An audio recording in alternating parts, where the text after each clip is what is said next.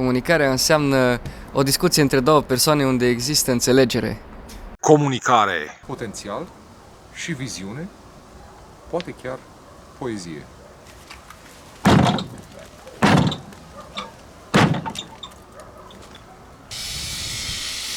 Jos. Telefonul public mort, ca simbol al comunicării nedistorsionate în societatea contemporană. 2023. Încă mai există așa ceva. Un pic avariat. Matrix.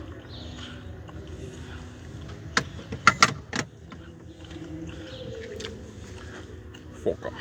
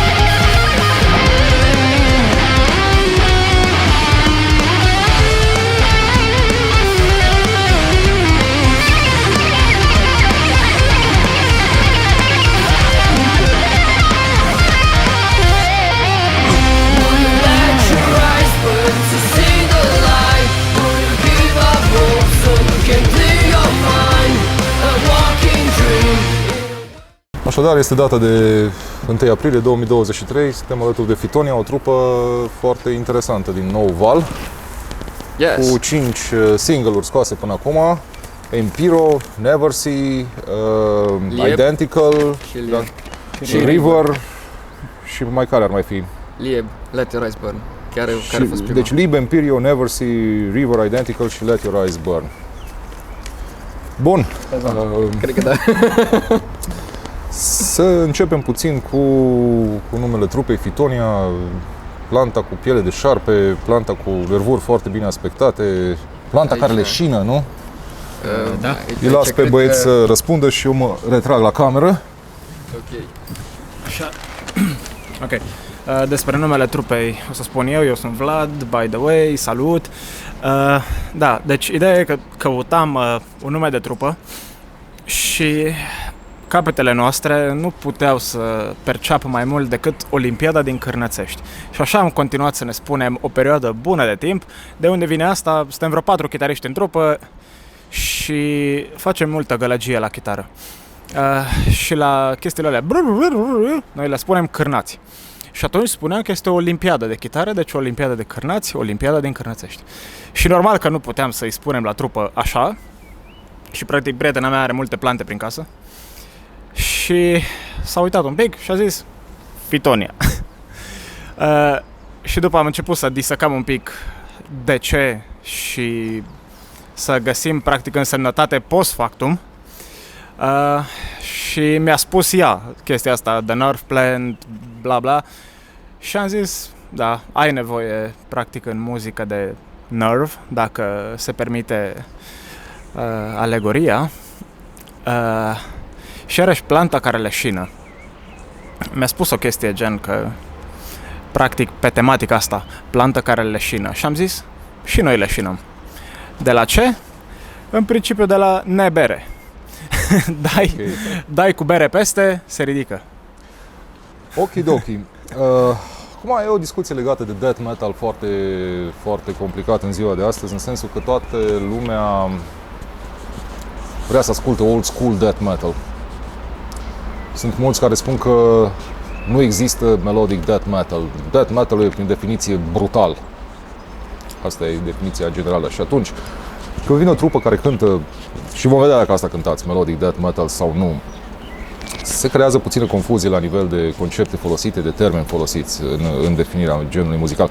Dar în fine, după părerea mea, asta înseamnă două lucruri. Ori trupele care spun că cântă melodic death metal cântă de fapt altceva și trebuie definit, ori cei care vorbesc despre old school death metal vorbesc poate fără să știe exact despre ceea ce vorbesc. Și ascultam zilele trecute albumul Dawn of Possession de la Immolation, scos în 1991. Nu există blast beat-uri. Bateria nu conduce treaba acolo, totul e făcut pe chitară. Nu există solouri de chitară și vocea nu e tocmai growling, e o voce plină de ură, dar nu e growling. Lumea când spune de old school death metal se referă la o rafală de blast beat-uri, la solouri de chitară ca să dai progresiv, să suni bine și la growl din acela băgat direct în muzică, adică fără să lași partea aia când solistul vocal trage aerul ăla în piept și după aia grohe, fără să lași respirația aia mânioasă din spate. În contextul ăsta, ce fel de death metal cântați voi dacă cântați death metal? Okay. În primul și în primul rând, dacă mergem în anul 1991, e și o chestie că tehnica de growl nu a fost tocmai dezvoltată pe atunci. Erau încercări de growl, sunt încercări de scream de la Rolling Stones, Beatles încoace, numai că nu era tocmai o tehnică definită și nu găseai neapărat tutoriale sau cum face el growl-uri dintre astea ca la carte, acum câtă carte îi dați, voi știți. Numai cărți de Yu-Gi-Oh! Am dat. Dar în legătură cu death metal-ul și brandul nostru de death metal, în primul și în primul rând, noi spunem death metal din lipsă de alt termen. Ok. Și din nedorință de asociere neapărat cu metalcore. Ok. Și apoi să spunem și de ce. Motivul ar fi fiindcă i-am spus metalcore pe locuri, au venit oamenii și ne-au spus, bă, ăsta nu-i metalcore. I-am spus death metal, bă, ăsta nu-i death metal. Și atunci, în principiu, oricum de la bun început n-am prea vrut să ne băgăm noi singuri într-o găleată, fiindcă treaba noastră e să cântăm muzică, nu să definim genul pe care îl cântăm. Dacă teoreticienii blast beat-ului vor să pună într-o găleată ceea ce facem, îi invităm, sunt găleți la magazinul chinezesc, să cumpere câte vor și să ne încadreze unde doresc dânsii, pot chiar să ne porționeze în mai multe găleți. Dar cu muzica din ziua de astăzi, unde mi se pare că prinde foarte mult shape o chestie numită genre bending, mi se pare un pic cam greu să bagi trupele în găleata stângă sau găleata dreaptă, sau să-i zici thrash metal sau să-i zici death metal, doar ca să te poți valida pe tine și că tu ești deather sau thrasher sau whatever. Asta ține de tine, nu de mine. Eu doar când muzică, tu pune unde vrei. Okidoki. Dacă vrei să adaugi. Da, vreau să mai adaug eu. Acum, noi oricum venim cam toți din background-uri diferite din punct de vedere a ceea ce ascultăm. As far as I know, tu ai ascultat foarte mult glam și mai ești încă o trupă care cântă glam metal, nu? Steve Kicks, hard rock, așa. Dorian iară glam metal. Eu ascult mult gent, mă rog, gent is not a genre, cum spune periferii, dar în principiu progressive metal, ascult muzică pop, R&B, orice sună bine, adică nu mă prea interesează pe mine subgenul sau genul muzical, cât timp sună bine pentru mine, I don't care. Și sunteți de acord cu ceea ce scrie pe internet în descrierea muzicii voastre, și anume Fitonia a pornit dintr-o rădăcină de melodic death metal, însă cu timpul a adăugat elemente electronice și pop. Prima descriere. A doua, mai interesantă, muzica este un experiment de stratificare, existând atât elemente tehnice cât și elemente și structuri pop pentru ascultători mai casual. Ce înseamnă chestia asta? Poți să-ți explic dacă dorești. Da. Da, pleacă dintr-o rădăcină de death metal. De unde vine asta? Practic, eu și Dani, care chitariști, adică, tot timpul am fost oarecum, toți băieții de fapt, cu tot cu Cătălin și cu tot cu Dorian, cumva se nimerea, chitariști fiind, că ne plăceau același tip de trupe. Și, de exemplu, am avut o fază în care tot ce era pentru noi era Santa Cruz. Băieții din Finlanda, solouri, shred, refrene, whatever, un fel de Whitesnake modern. Și cumva s-a nimerit la un moment să fim toți într-o fază Children of Bodom. Dar toată lumea de pe arii diferite și nu neapărat știam unul de altul că ascultă Children of Bodom. Și cumva am descoperit, fiind și prieteni, că toți suntem într-o fază. Dorian era mai degrabă cu clapăria lor, că îi plăcea foarte mult clapăraiul lui Iane, parcă îl cheamă. Și eu cu Dani eram axați pe riff-urile lui Bodom și practic acolo pretty much am auzit chestia asta cu rock și riff-uri heavy combinate cu chestii melodice de clapă. Hai să le explicăm la oameni ce înseamnă shredding pe chitară. Shredding. Okay. Nu știe chestia asta. Ce înseamnă shredding la chitară? Shredding la chitară înseamnă să cânti niște solouri care au mult mai multe note decât e necesar. Asta ar însemna shredding. Ce înseamnă compresie pe chitară? Compresie pe chitară? Da. Compresia este procesul prin care, dacă ai o chitară care are tranzienți prea înalți, poți să dai compresie și practic cum să-i spunem, spike-urile să vină mai jos și dacă ceva este un pic mai încet, să nivelezi cumva. Practic să aduci la un nivel asemănător partea quiet și partea loud dintr-o chitară. Dacă ai nevoie pe chitară de compresie. Și compresia poate fi de mai multe tipuri, whatever. Yes, mai folosește compresie și la voce. Adică cred că orice instrument care cât de cât organic, care necesită o persoană dinamic, da, exact, nu organic, dinamic. Da. Orice instrument dinamic îi pui compresie, pentru că dacă nu există foarte multe fluctuații de volum, da. Să-i răspund și la a doua jumătate de întrebare. Ok, deci mergeam deocamdată pe linia de Children of Bodom și după l-am găsit pe Milu, aici de față, și el a venit cu linia asta de pop, rather than doar scream-uri, cum e la Alexi, #NoCleanVocals.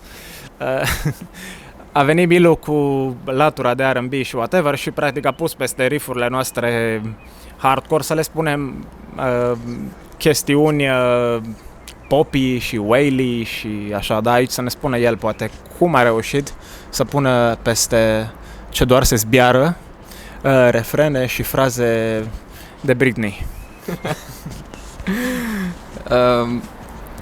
Aici tot ne întorcem un pic la ce am spus eu, că ascult progressive metal, care și acolo sunt fel și fel de riff-uri din astea foarte shreddy la chitară, care sunt all over the place și nu înțelegi absolut nimica, dar peste e cântat ceva melodic cu vocea.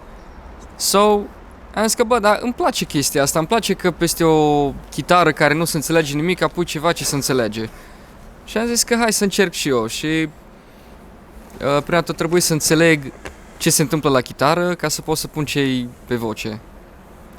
E un pic dificil câteodată pentru că e dificil, adică nu e o chestie pe care o faci așa, asculți un acord, un, nu știu, sol major și cânti o notă din gamă și call it a day.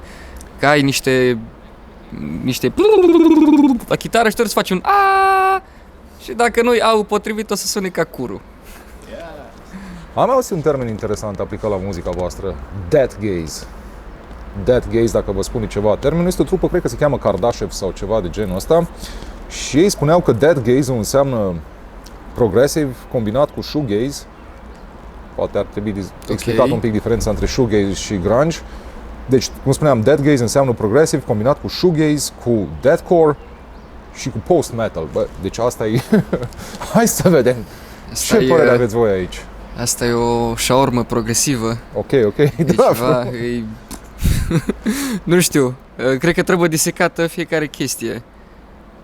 Dar, honestly, eu nu mă prea descurc la genuri muzicale, la mine ți-am zis, nu prea cunosc eu genurile, subgenurile muzicale. Dacă sună bine, sună bine. Acum, că e shoegaze, că e grunge, că nu știu care e diferența. Adică, pentru mine, nu. Dacă Vlad știe care e diferența, be my guest. Tot ce știu despre shoegaze este că am văzut un TikTok cu shoegaze și scria shoegaze pe TikTok. Death gaze n-am auzit niciodată. Post-metal, tot ce e cu post, am tendința să nu-mi placă. Și Post Malone? Post Malone îmi place, mai ales când cântă la chitară. Da, deci post-rock, post-metal, toate chestiile astea care sunt downer și țin mult, mie nu-mi plac. Deci, dacă cumva cântăm una dintre chestiile alea, nu știu de unde ai auzit chestia asta aplicată, dar efectiv nu știm ce înseamnă termenii. În caz că cântăm așa ceva, nu este în niciun fel conștient. În regulă. Cam ăla ar fi răspunsul. În regulă. Am mai discutat cu oamenii înainte de acest interviu și le-am cerut părerea despre genul de muzică pe care o practicați voi. Și acum, observația legată de vocea lui Milu. Se spune că ai vocea unui tip cuprins de febrilitatea naufragiatului, care se apropie de mal, se teme ca un val murdar și vicios să nu-l alunge înapoi în larg spre alte nenorociri. Ok. Apropo de modul în care combin vocea asta de copil cu oarecare voce feminină și cu vocea aia de metalcore. Ok, Deci repetăm, ai vocea unui tip cuprins de febrilitatea naufragiatului când se apropie de mal și se teme ca un val să nu-l tragă înapoi în larg spre alte nenorociri și mai mal din larg. Cum ți se pare caracterizarea asta? I like that, Picasso. I really like that. Da, păi încerc as much as possible să pun suflet în voce și știu că nu se întâmplă de fiecare dată pentru că vocea și toată starea asta pe care o transmit e și cum mă simt eu. Și dacă eu mă simt acum, nu știu, îți plictisit sau nu am chef, probabil că și în voce când cânt o să fie așa. Dar nu, de obicei că știu că mă duc la studio, îmi dau așa un hype singur, că bă, o să cânt așa și încerc să intru acolo în filmul piesei. Acum legat de chestia cu voce de copil feminină și așa, bă, nu știu, ăsta e timbrul meu, adică n-am cea mai grosă voce, în special când cânt, în special când fac scream. Cred că se referă la faptul că ai un nerv foarte atipic în voce, ai o nervozitate care nu mai auzi în altă parte. Ok. Asta nu știu, se poate. Ok.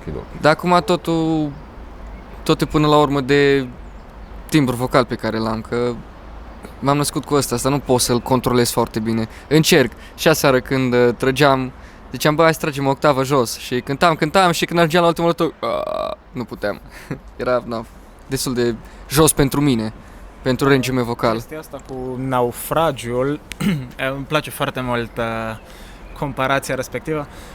E și un pic o chestie căutată. De exemplu, la piesa Identical, am tras-o intenționat un pic peste timbrul lui, un pic peste aria lui de confort, că el voia să o tragem în drop C sharp sau în drop C, am tras-o în drop D. Tocmai ca să îl duc la capătul puterilor și să se simtă disperarea naufragiului ăla. Super. Fiindcă altfel, dacă îl pui într-un range de confort, doar o să-ți phone-inuie un performance. Dar așa, dacă îl duci la capătul puterii, va suna ca un naufragiu pentru că este. Super. Bun, acum ce am discutat cu lumea legat de chitară. S-a spus că modul în care faceți voi chitara obțineți un efect mai flashy. Flash nu de la carne, nu de la flash, ci flash de la blitz, de la faruri. Obțineți un efect mai flashy pentru că dublați chitara cu un pic de reverb chiar înainte să atacați refrenul. Faceți chestia asta sau e doar o observație imaginativă din partea... Stai să Deci mă încă o gândesc. dată, efectul este mai flashy, fâlă Așa. un pic, deci flashy, pentru că dublați chitara cu un pic de reverb chiar înainte să atacați refrenul. Îmi poți spune și unde? Asta mi s-a spus, nu mi s-a precizat exact unde, dar ca metodă presupun că se refereau că cam peste tot asta e... Da, pe practic el se referă acolo la o nație de reverb sau delay throw. Da, se prea poate să facem asta în producție, atât numai că nu o facem noi. O face Sebastian Damian de la Liveset și el ne face practic producția pe piese, dar o chestie gen un effects throw ca să creezi un oarecare suspans și o închidere sau o deschidere înainte de refren, sună ceva legit. Super. Ești de acord că un chitarist trebuie să aibă mișcări de insectă și să alerge pe grif ca un păianjen? Da și nu. Adică motivul din care noi putem să facem asta e că eu, cel puțin în călătoria mea la chitară, scopul meu a fost să pot să le fac pe toate, ca apoi să-mi pot alege. Nu să mă țină mâinile în spate. Acum, în ultima perioadă, efectiv, zbenguim power chorduri și cam aia e tăce pe la chitară și câte un solo și câte nu știu ce. Dar ideea e să nu fie o preliște fizică, la fel ca poate ca un fotbalist sau ca un tenismen. Nu vrei să te încurce procedeul. Vrei să lași capul să lucreze și mâna să fie doar un vasal, dacă Și te mai chinui cu o întrebare și cu asta ai scăpat cu întrebările astea ciudate. Iarăși, cine a ascultat a spus că știți să tăiați acordurile într-o suită de sincope furios de funky. Deci Da. știți să tăiați acordurile într-o suită de sincope furios de funky. Da. Stă în picioare.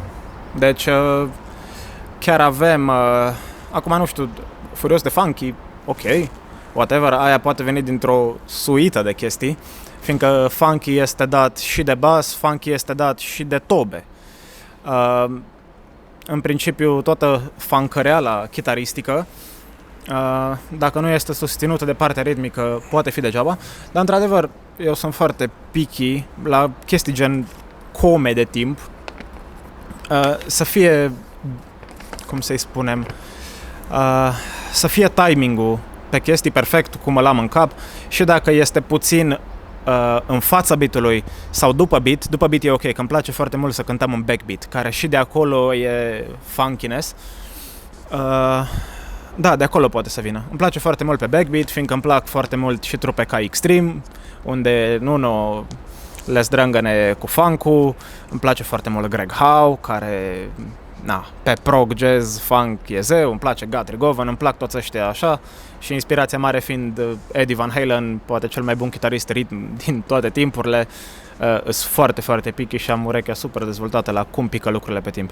Deci da, pot fi chitări mutate într-un fel funky, fiindcă trebuie muzica să fie armonioasă în ritm, fiindcă până la urmă pe aia ne mișcăm, nu pe melodie. Și pentru Milu, ok, tu ai spus ce influențe ai. La voce cine te-a influențat?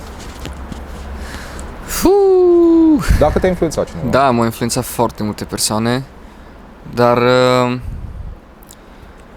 nu știu, la început, când am început să cânt la voce, ascultam un artist, Ben Kaplan, care el nu cântă metale, cântă ceva nici nu știu ce gen muzical e. Again, e el cu o chitară și cu ceva instrumentale, cu viori, cu ceva tobe, deci nu e ceva poate indie, cred.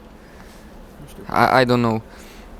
Așa, după care am început să mai ascult chestii cu urlături, au fost Matt Tuck de la Bullet for My Valentine, ulterior au venit Spencer Sotelo de la Periphery, Johnny Craig, care a cântat în Slaves, în Dance Gavin Dance,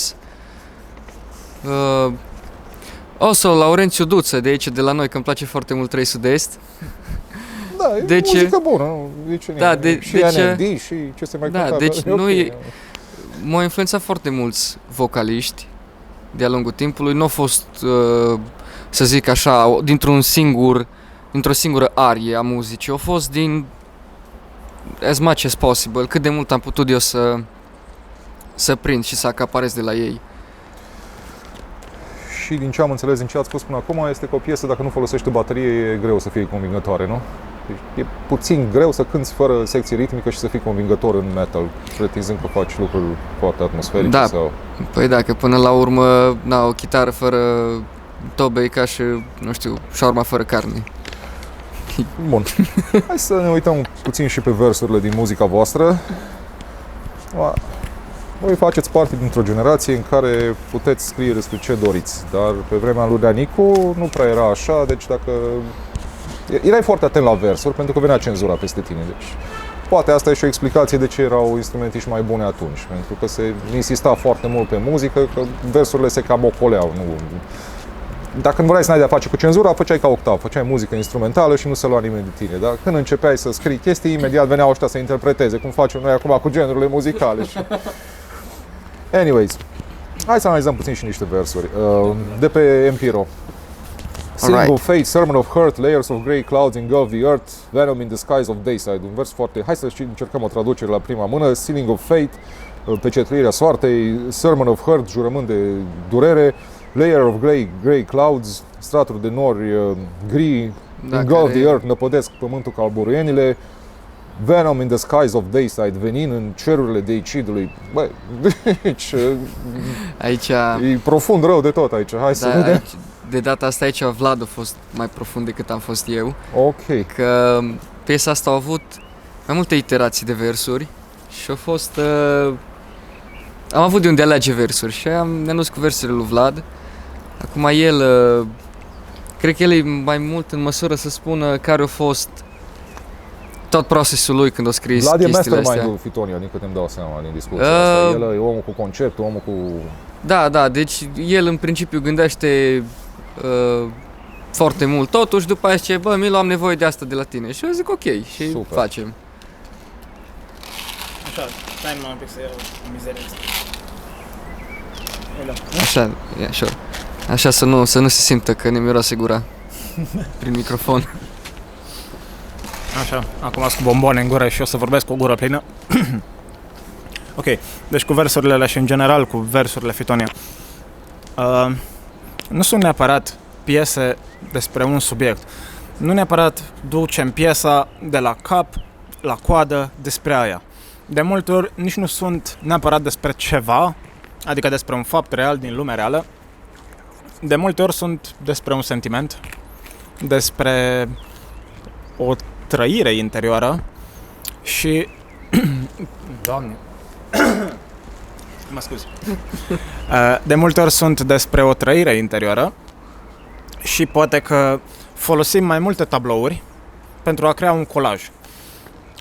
Să zic că versurile pe care le-ai luat tu, pe care le-ai enunțat, sunt dintr-un tablou, următoarele dintr-un alt tablou și practic încercăm să închegăm o chestiune poate cumva nu dadaistă neapărat, dar dadaistă în sensul colajului. Ok. Și practic versurile în sine, să comentăm efectiv conținutul liric, părerea mea este că au legătură cu conflictul care este acum peste Prut. Este peste Prut. Mă bate geografia. Ce să fie peste tot? Conflictul de peste Prut, am spus, și nu știu dacă e peste Prut. Nu știu, pentru că e atât de multă manipulare în presă încât mi-e foarte greu să-mi dau seama ce mai e adevărat și ce nu. În sensul că mașinile de război sunt impresionante, dar adevărata mașină e mașina de propagandă, care e turată la maxim și e foarte greu să-ți mai dai seama ce se întâmplă sau care e adevărul sau care nu. Normal, în mass media se dă cuvântul la unul, se dă cuvântul la altul și nu se trag concluzii. Se lasă la nivelul privitorului să tragă el concluzia. Nu se întâmplă chestia asta. La Moscova se zice că Occidentul e oribil, aici Rusia e criminală, deci e foarte greu să-ți dai seama dacă e peste tot sau nu. Foarte greu, cu atâta propagandă, deci media n-ar trebui să facă propagandă. Nu mai există media de centru. Nu mai există media de centru, da. Deci ideea este că în niciun fel nu este opinie politică sau ceva de genul. Da. Este pur și simplu o frază luată cumva pe baza suferinței umane. Acum imaginația și cumva disecția noastră a ce înțelegem prin suferința umană, fiindcă nu suntem acolo să o trăim, dar cumva cu gândul acolo au fost scrise versurile astea. Bun, și niște versuri. Apropo, cântați o muzică de atitudine poate fi interpretată ca având un mesaj de atitudine? Atitudine în sensul de acțiune activă? Da, de social activism. N-aș spune, nu. N-aș spune că e social activism, mai ales ce înseamnă muzica de atitudine, fiindcă ce înțeleg prin muzică Sau nu, de m-am atitudine... exprimat eu greșit. O atitudine existențială, să ai o atitudine față de viață, față de sine. M-am exprimat eu greșit aici, cu activismul social. Da, acum activism social nu neapărat, dar ca o stare Activist generală, personal. da, și probabil ca o stare generală pe care o avem, da, most likely, da, adică de obicei versurile se scriu din ceea ce înțelegem noi, din ce trăim. Pentru că aveți versuri care par a fi cumva rupte din realitatea vieții de zi cu zi, pe you never seem to understand that I am human in the end. Da, I tell you that I'm fine, just another lie. I tell you that I'm tired and I'm barely alive from this motherfucking playground of the rich. da, work until the day till you are unable to flinch, caught up in this culture of disbelief. Da, da, păi practic e ce I guess trăim de Sau zi. pe Identical, consuming souls, we are selling dreams to pay our dues, to forgive our sins, we are killing ourselves. Da. Păi, până la urmă, cam asta e starea nației. Asta e starea lumii. Cel puțin eu așa o văd. Nu știu cum o vedeți, cum o vede altcineva, cum o vede Nu lumea. știu, sunt vremuri foarte greu de definit, adevărul este că Da. ești bombardat cu informație, dar Da, e foarte multă informație și informația depinde... data filtrată, nu se mai dă ocazia să o filtrezi tu. Da. Și ultim vers de pe River. They say the grass is greener on the other side. How do we know? Where do we got it? It's breaking my heart and I'm drowning in this river we call life. Rock bottom feels like home. Hopa. Da. Rock bottom feels like home. Da, aici a fost o compoziție duală a mea și a lui Vlad. Ok. Nu mai știu exact cum a fost, am venit eu cu Drowning in this river we call life și a zis Vlad, rock bottom feels like home. Let's go! Chiar așa Și- e? Rock bottom feels like home? Sometimes in life. Acum nu suntem chiar așa rău. Adică nu-i chiar rock bottom. Dar ce a fost în perioada aia, cel puțin pentru unii dintre noi, cred că s-a simțit ca un fel de rock bottom. Acum rock bottom poate să însemne pentru mulți lucruri diferite, exact. Dar mai degrabă acolo care-i șpilul. Nu e neapărat că noi suntem la rock bottom, cât că mai degrabă e pe ideea de Misery Loves Company, care e oarecum o temă recurentă pe la noi, și mai degrabă se referă la faptul că un om care este obișnuit să fie oarecum down, în momentele în care se simte fericit sau ceva, poate un pic mai plin de viață, se simte efectiv greșit. Nu e starea lui de fapt. Și atunci când ceva te întristează și așa, poți să spui poate tristețea uneori ca și o pătură. Și practic asta, rock bottom feels like home, este starea poate cea mai comună și cea care se simte cea mai apropiată de natura ta. Și de unde considerați voi că vine feeling-ul acesta mai dark al muzicii voastre? Are un oarecare feeling dark muzica. Îmi place mie cel puțin să scriu chestii care sunt mai dark și care sunt mai melancolice, pentru că cel puțin eu când ascult într-o piesă niște versuri similare, zic, bă, omul ăla empatizează cu mine și e foarte ok că atunci când te simți down, să știi că poți să empatizezi cu cineva. Okay. Și atunci e mult mai ușor pentru oameni să se identifice cu noi și cu versurile noastre decât dacă am cânta, nu știu, I'm rich as fuck, I'm fucking bitches. Gen, da, ok, poate pentru 0,1% din ascultători, da, o să fie relatable, dar pentru restul o să fie total unrelatable. Și vrem cât de cât să empatizăm cu oamenii și ei să empatizeze cu noi.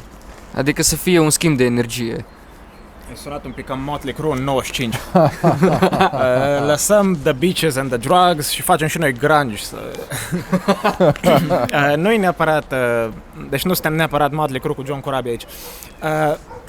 Ci mai degrabă vine și din viața noastră de zi cu zi și el lucrează ca un câine și eu la fel. Și practic am cântat cu trupa de hard rock despre bere, despre femei, despre bla bla, știu că o fac și e fun. Dar uneori poate ai vrea și o perspectivă mai true de natura ta și să nu... Fiindcă practic o trupă de hard rock, scopul care este? Noi poate sunt, sau eu, hai să vorbesc în numele meu, eu poate sunt o persoană puțin mai down, dar mă cheer up cu chestia asta. Dar uneori poate vrei să mai ai și introspecție, nu doar să deflectui. Hard rock deflecting, cu Fitonia introspecție. Și foarte multă curiozitate ai trezit, Milu, prin afirmația ta că ești un maestru, sper să pronunț bine, Yu-Gi-Oh! Yu-Gi-Oh! Yu-Gi-Oh! Scuză-mă. Nu-s maestru, dar îmi place, am și acolo în ghiozdan am cărțile. Asta numai pe voi vă pot întreba, nobody else knows. Ok, hold on a second că vă arăt acum. Stai așa, Vlad. Prima dată când m-am întâlnit cu Milu, uite, chiar aici m-am întâlnit pe scările astea aici. Am venit să mă văd cu el, tocmai să povestim, să vină în trupă. A venit omul meu cu un geamantan, am crezut că atunci se mută la Cluj. L-am întrebat ce ai acolo, domnule? Cărți de Yu-Gi-Oh! Vrei să vezi? Cel mai shady drug deal. Ok, so, basically, Yu-Gi-Oh! E un joc de cărți. Și, nu știu dacă poți să dai zoom dacă nu vin mai încolo. Ține un pic asta, mersi. Gen, like, îs cărți cu monștri. Mă rog, astea cu gongi, cu flori, cu femei, cu morții măsii, castel, copaci. Da, și e un joc destul de... Dacă... Ok. Thumbnail. Yes, thumbnail. Da, e un joc care e 1v1 și scopul jocului e să îți duci oponentul la 0 HP. Fiecare începe cu un anumit număr de HP, cu 8000 și tot faci chestii, cărțile au efecte, ai anumite mutări pe care poți să le faci și da, scopul e să-l bați pe oponent. Hearthstone de boomeri. Yes, Hearthstone de boomeri. Și mai joc încă un joc, dar primul a fost Yu-Gi-Oh! Așa că mă identific cu Yu-Gi-Oh! Momentan. Și cum se reflectă asta în muzică, dacă se reflectă? În muzică, se reflectă mai mult sau mai puțin, adică se reflectă în faptul că după repetiții sau înainte de repetiții mă duc la Yu-Gi-Oh! Așa se reflectă. Deci nu se face un transfer de imaginar de la joc la modul în care se compune muzica? N-am încercat, deci sincer îți spun că n-am încercat să abordez versuri care să fie în legătură cu Yu-Gi-Oh! Dar nu cred că ar fi o chestie care să îmi pună neapărat o piedică. Dar n-am încercat, adică nu a fost un moment în care să aud un instrumental să zic uai ce mișto ar fi să cânt despre cum mă joc eu Yu-Gi-Oh! Ok. Okidoki. Folosiți destul de multe intro-uri pe piese. Cum credeți voi că un intro poate să influențeze algoritmul ulterior al piesei? De unde celebra expresie enhanced by the intro? Las pe Milu să zică prima dată, fiindcă el o arde mai mult ascultător la intro, fiindcă vocea lui intră mai târziu un pic. Cum te ajută pe tine, domnule, intro? First and first, când știu că este un intro, mă pregătește pentru piesă, adică știu că, asta e energia. De multe ori, adică e o chestie cu pregătitul, că acum o să fac zic o chestie și poate o tai. La River, de exemplu, începem cu pian, care e foarte calm, foarte chill, foarte ăsta și te aștepți, o să fie o chestie așa, calmă. Dar după aia intră direct cu riff de chitară foarte heavy și te rupe de realitate. Sunt bune și spike-urile astea. Cum? Îți dă bamboozle. That's the bamboozle. N-da bamboozle. Da, pe mine mă ajută cel puțin live, că nu bate toboșarul tac, tac, tac, tac și după aia trebuie să intru. Că pot să mă pregătesc un pic, pot să-mi iau un stance, pot să trag aer în piept, pot să am timp să mă pregătesc. În schimb, băieții nu prea au timp, mai ales când Mapex bate tac, tac, tac, tac. Și Vlad știe despre ce piesă e vorba. Că tot timpul acolo așa se întâmplă. Deci... Despre Identical vorbește. Noi o cântăm practic în double time la 225 și practic stai, îți bei gura de apă și în loc să auzi tac, tac, tac, tac, pe half time să poți să-ți pregătești chitara, auzi tac, tac, tac, tac și începe Apex-ul. Dar da, să răspund și eu la chestia cu enhanced by the intro. E și o chestie puțin procedurală în a nu scrie poate aceeași piesă în continuu. După formula dăm un intro de chitară care s-ar numi main riff, după intro cu vers. Să intrăm cu un intro care să pregătească acel main riff sau vocals direct, fiindcă o să avem acum o piesă care practic are un intro, gen River, și intră direct cu versuri peste intro-ul ăla. E chiar următoarea piesă, stay tuned. Da. Ce considerați voi? Yes. Scuză-mă. Da, mai voiam să spun că acum o să fie prima piesă unde eu nu o să am timp să mă pregătesc așa cum făceam înainte. Adică să stau să apuc, să beau o gură de apă și să fiu liniștit, că și dacă încep băieții e ok, că eu mai am încă vreo 5-10 secunde să mă pregătesc să mă duc în față, acum va trebui să beau apă și să fiu ready to go.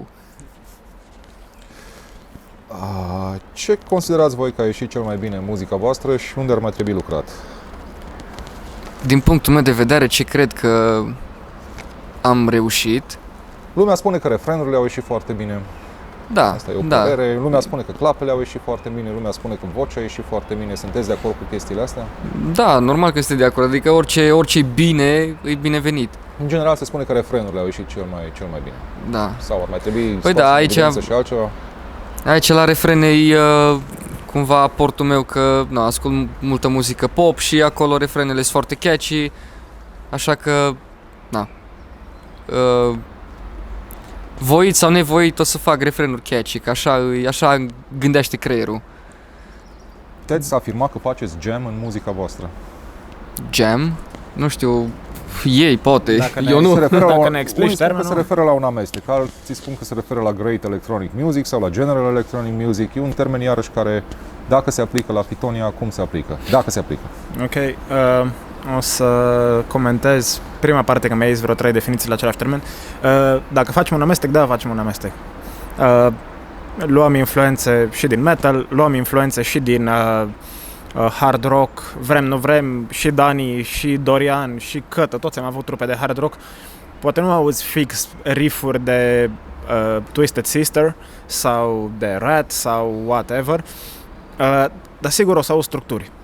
Și cumva și chestia asta cu refrenul catchy e scris sistematic așa, să primească un refren catchy. Că și toate bangerele alea de anii 80, ani 90 erau scrise de așa natură încât să primească un refren foarte catchy. Ce s-a mai spus despre voi, iarăși, că instrumentele se oglindesc foarte bine unul în celălalt. Ce înseamnă asta? Instrumentele se oglindesc foarte bine unul în celălalt. Funcționează pe alocuri ca niște oglinzi paralele. Sunteți de acord și cu asta? Dacă elaborez puțin, ce înseamnă oglindirea? Adică, să zic așa, bateria nu urmează ca un cățel cu minte chitara. Ok. Ok, da. Vocea iarăși nu domină peisajul sau vocea nu urmează chitara, nici chitara nu urmează vocea, cumva se oglindesc reciproc. Da. Asta.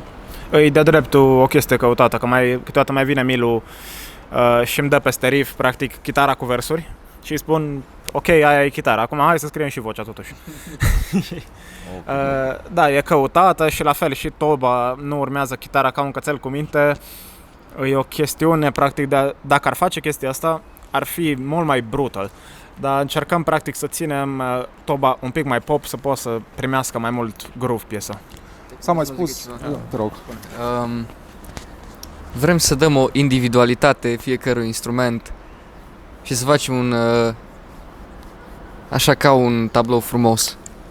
Și să fie fiecare în colțul lui, dar în total să fie unitar. Să fie echilibrat. S-a mai spus despre voi că aveți o balanță foarte bună între un riff generic și un riff saturat. E adevărat și asta? Riff generic însemnând acorduri. Ok. Și riff saturat însemnând un riff de la Busy? Da. Ok. Da, fiindcă sunt momente, unii ingineri de sunet și producători și whatever spun că omul poate să aibă maxim 2 surse de atenție at one time. Însemnând, pe o parte, să aibă atenție ori toba cu vocea, ori chitara cu toba, ori așa. Trebuie să-și dea loc în atenția omului, fiindcă dacă toate sunt busy în același timp, cum de multe ori poate că facem, nu poate omul să se concentreze pe fiecare bucățică și pur și simplu o să-ți zone out-uie piesa și o să o asculte efectiv ca un tren care trece pe lângă el, nu o să-i dea absolut deloc atenție. Deci, în sensul că lăsăm pe rând lucruri să strălucească, da, e foarte adevărat și e de dreptul, o să mă repet, procedural. Și cu Poppy Derivations a spus că stați iarăși bine cu derivațiile acestea din muzică pop, am auzit și treaba asta. Ne apropiem încet de final, dar mai vreau să mai discut 2 subiecte cu voi. Ca trupă tânără, ce părere aveți voi despre underground în România? Ai? Dacă aveți. Sure. Păi acum nu, și noi facem parte din underground românesc.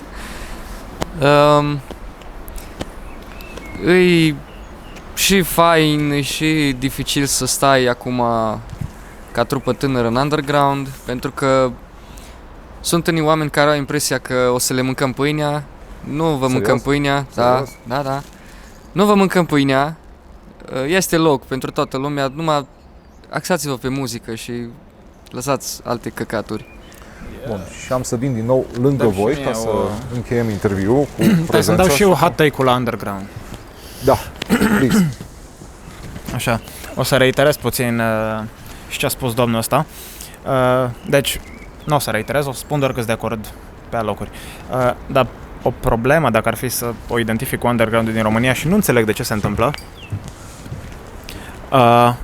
nu înțeleg de ce sunt trupe care sunt mândre că nu au succes. Asta este mândria lor. Că au rămas underground, că cântă tot la ăia 10-15 oameni, e underground. Mi se pare că ar trebui toate trupele să...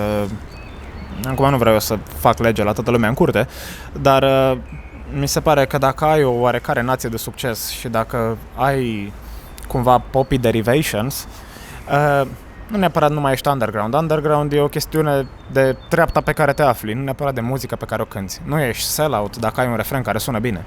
Underground din România. Și ce părere mai aveți? Mai sunt un pic niște chestii. Ce părere aveți despre presa din România? Apropo că discutam de presă și înainte. Ok.